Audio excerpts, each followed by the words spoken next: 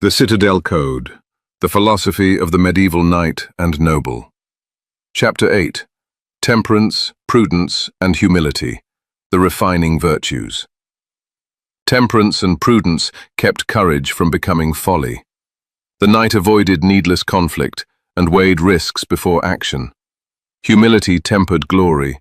He gave thanks in chapel rather than boasting in hall. True nobility lay in quiet perseverance, not loud acclaim. These virtues prevented pride from undermining the code. Self-mastery turned the knight inward, ensuring outward prowess served higher purpose rather than ego. In the medieval citadel, where courage could easily spill into recklessness and victory could breed dangerous arrogance, temperance, prudence, and humility acted as essential refining fires. They polished the raw steel of martial virtue into something enduring and noble. Without these quieter virtues, the knight's strength risked descending into tyranny or self-destruction. Ramon Llull, in his influential Book of the Order of Chivalry, circa 1275, emphasized that chivalry demanded not only valor, but moderation, wisdom, and a humble recognition of one's place in the divine order. These three virtues formed a necessary counterbalance to the more outward-facing pillars of courage, loyalty, and justice explored in earlier chapters.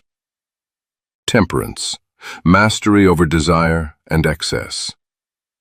Temperance taught the knight self-control in all things: food, drink, anger, pleasure, and even glory itself.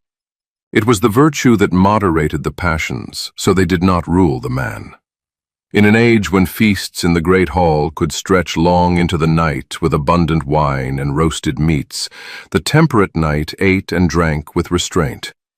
He understood that excess dulled the senses, weakened the body for battle, and clouded judgment. Ramon Llull warned that a knight consumed by gluttony or lust corrupted the very order he was sworn to uphold. Temperance kept the body strong and the mind clear for the demands of siege defense or sudden campaign. This virtue extended far beyond the table. In tournament or melee, a temperate knight knew when to press an advantage and when to show mercy to a fallen opponent. He avoided pointless duels born of petty insults, recognizing that true strength lay in restraint as much as in force. During long sieges within the citadel walls, when supplies ran low and tempers flared, temperance helped maintain discipline among the garrison. The knight led by example, rationing his own portions and calming hot-headed young squires who wished to sally forth prematurely. Temperance also governed speech and emotion. Uncouth words or outbursts of rage were beneath the knight's dignity. Llull stressed that courtesy and chivalry belonged together. Baseness and uncouth behavior contradicted the entire code. In the citadel's solar or council chamber, the temperate knight spoke measuredly, listening more than he proclaimed. This self-mastery prevented small grievances from escalating into feuds that could fracture alliances or weaken the lord's domain. Prudence, the virtue of wise judgment. Prudence, often called the charioteer of the virtues, involved foresight, discernment, and the practical wisdom to choose the right course at the right time. It prevented courage from becoming foolhardy and loyalty from becoming blind. The prudent knight weighed risks before committing men or resources. He studied the terrain, assessed the enemy's strength, and considered the long-term consequences of every decision, whether in battle, governance, or personal conduct. In the citadel, prudence guided daily administration.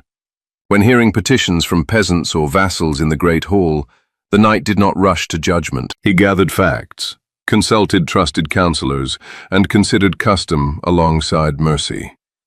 During military campaigns, he advised his lord against reckless charges, favoring instead ambushes, fortified positions, or negotiated truces when victory seemed too costly. Historical figures like William Marshall exemplified this virtue. Despite his legendary prowess in tournaments and battles, Marshall repeatedly demonstrated prudent restraint, choosing loyalty to his sworn lord even when shifting allegiances might have brought quicker personal gain, and carefully navigating the treacherous politics of the English court across multiple reigns. Prudence demanded education and reflection. Many knights, though primarily men of the sword, listened to chronicles read aloud in the hall or sought counsel from chaplains and learned clerks. They understood that raw bravery without wisdom led to unnecessary death and the ruin of lands. In siege warfare, the prudent knight conserved supplies, repaired walls methodically, and planned relief efforts rather than wasting lives in desperate sorties.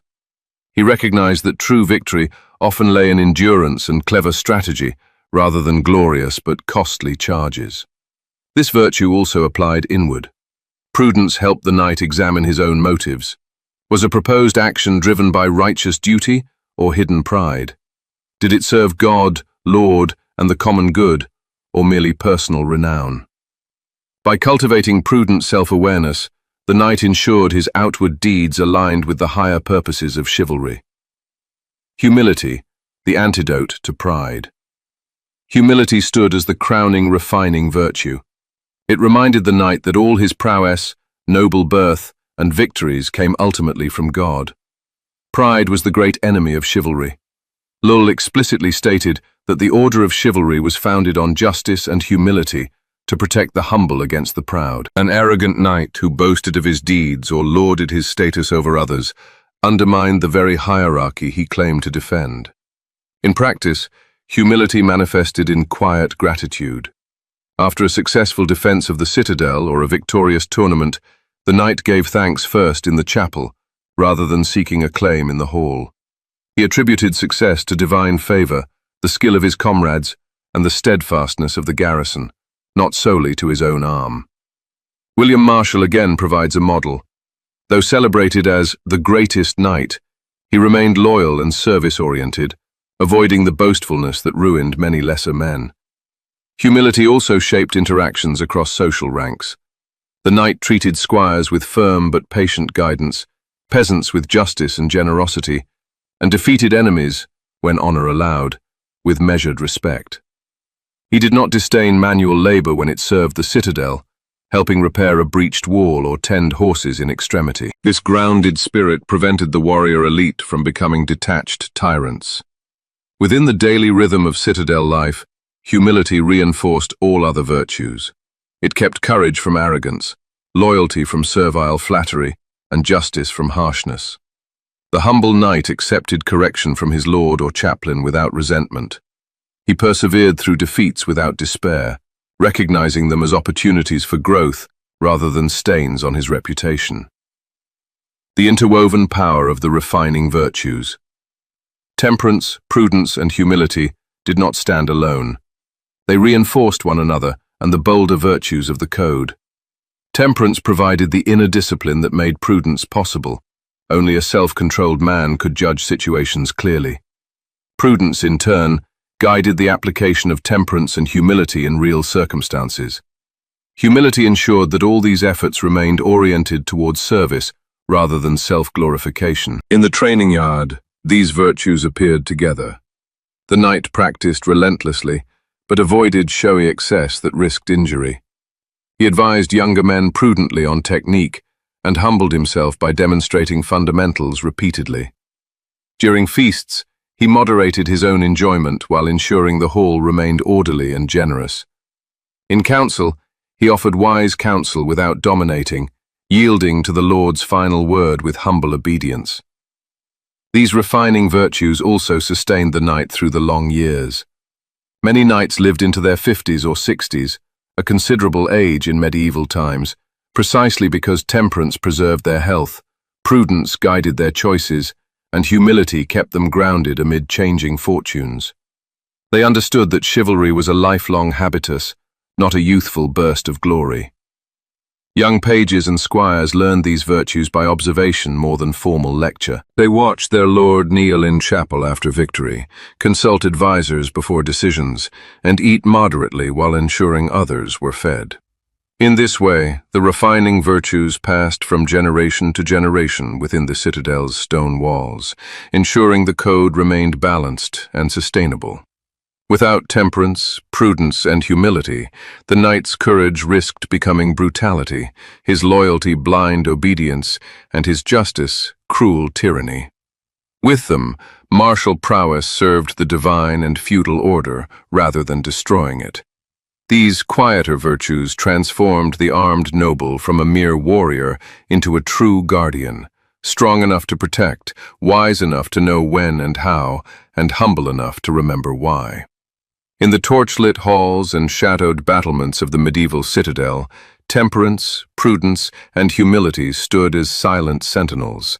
They refined the knight and noble daily, ensuring that his strength remained a blessing to the realm rather than a curse. Through them, the full splendor of chivalric philosophy shone, not raw power, but power perfectly ordered by wisdom, restraint, and submission to God.